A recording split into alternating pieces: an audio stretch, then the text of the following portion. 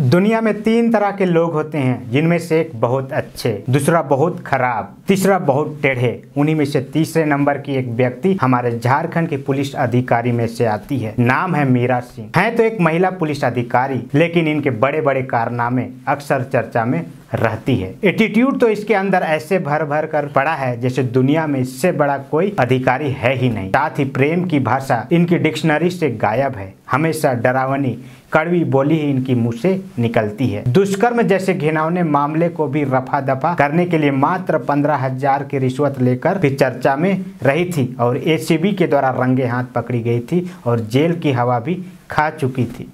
ये वही अधिकारी है जिसके सामने महिलाएं जाने से डरती हैं। ये वही महिला अधिकारी है जो उल्टी मुंह डांटती है और गालियां भी देती है। ऐसा मैं इसलिए कह रहा हूं क्योंकि मैडम साहिबा के घर 21 मार्च यानी कल ईडी का रेड पड़ा है, जहां कहा जा रहा है कि मैडम ने बालू घोटाले में मनी लॉन्ड्रिंग करके करोड़ों रुपये कमाई की है। खैर, यह तो जांच का विषय है कि मैडम ने सही में पैसा कमाया है या उस पर झूठा आरोप लगाया जा रहा है। लेकिन हम जिस मैडम की बात कर रहे हैं उस मैडम की एटीट्यूड पर हर कोई सवाल खड़ा करता है। जब तुपुदाना थाना प्रभारी थी तब इनके कारनामे अक्सर सुनने को मिलते थे, जहां 100 में से 80 लोग इनके व्यवहार से परेशान थे। प्रेम की भाषा मैडम साहिबा को नहीं आती थी। ग्रामीणों का आरोप रहता था कि मैडम साहिबा अवैध वसूली जैसे कार्यों में मगन रहती थी। बड़े बड़े कारोबारियों, जमीन माफियाओं, बालू माफियाओं और राजनेताओं के साथ इनका उठना बैठने का शौक था। हालांकि मैडम का चर्चा में रहना कोई बड़ी बात नहीं है, क्योंकि इनके चर्चा में रहना कोई बहुत पॉजिटिव करने वाली जैसी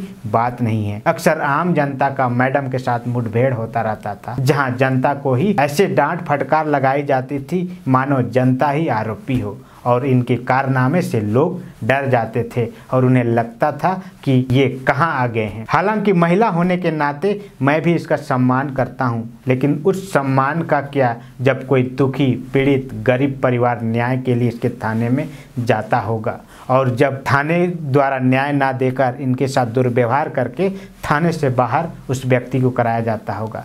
ग्रामीणों का आरोप यह भी रहता है कि मैडम बिना पैसे के कोई भी काम नहीं करती है। अगर आप कितनी भी बड़ी समस्या लेकर इसके पास जाएं, अगर आपके पास पैसा नहीं है तो आपका काम तुरंत में होने वाला नहीं है। कल मैडम के घर में ईडी का छापेमारी में मैडम साहिबा के पास से 8 से 10 मोबाइल पाए गए हैं। एक पुलिस अधिकारी के पास इतने सारे मोबाइल का होना सवाल खड़ा कर रहा है। कोई कारोबारी के पास भी इतना ज्यादा मोबाइल नहीं रहता होगा, लेकिन मैडम के पास दर्जनों मोबाइल आखिर किस काम के लिए? इतने सारे मोबाइल फोन का होना भी क्या फायदा जब कोई आम पब्लिक मैडम को फोन करे तो उसका फोन रिसीव नहीं होता है। शायद इसलिए फोन रिसीव नहीं होता होगा क्योंकि आप जनता हैं, लेकिन शायद मुझे लगता है इन फोन में कहीं से वसूली करने वाले का, दलाली करने वाला या कोई अन्य व्यक्ति का कॉल आता होगा, जिससे लेन देन करने में आसानी होती होगी। रात में कहीं मोटा डील होता होगा, तो भाई जाहिर सी बात है इतने सारे फोन की तो जरूरत पड़ेगी ही। आज मीरा सिंह कोई अकेले थाना अधिकारी नहीं है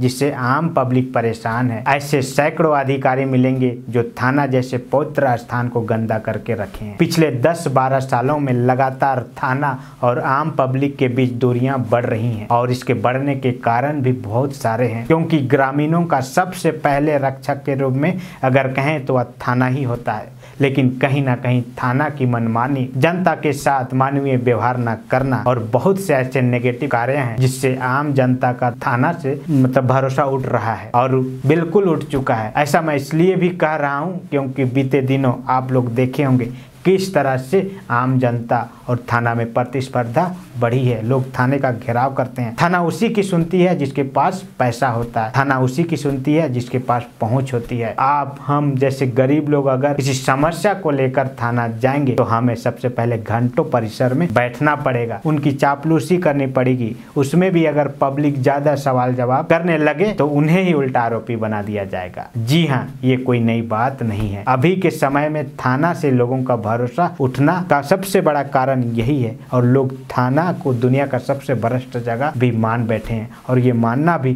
कहीं ना कहीं सही है, क्योंकि थाना बगैर पैसा के, बगैर पहुंच के, बगैर राजनीतिक पहुंच के आपकी सुनने वाला नहीं है। तो ये एक छोटी सी कहानी ही सही, लेकिन आज के तारीख में थाना के साथ जिस तरह से लोगों का भरोसा उठ रहा है, कहीं ना कहीं सोचने की बात है। क्योंकि थाना घर क्षेत्र का वह प्राथमिक जगह होती है जहां लोगों का मामला सुलझाया जाता है। हर छोटे घरेलू लड़ाई से लेकर बड़े बड़े झगड़े वहां पे सुलझाए जाते हैं। लेकिन थाना जिस तरह से आजकल अवैध वसूली और पैसे की उगाही में लगी हुई है, इससे कहीं ना कहीं सवाल खड़ा होता है। और लोगों का थाना से भरोसा उठना आने वाले समय के लिए बहुत बड़ा चेतावनी हमें दे रहा है। बाकी आज के लिए इतना ही, फिर मिलते हैं कोई ऐसा ही विषय के साथ। तब तक के लिए बहुत बहुत धन्यवाद, आभार, जोहार।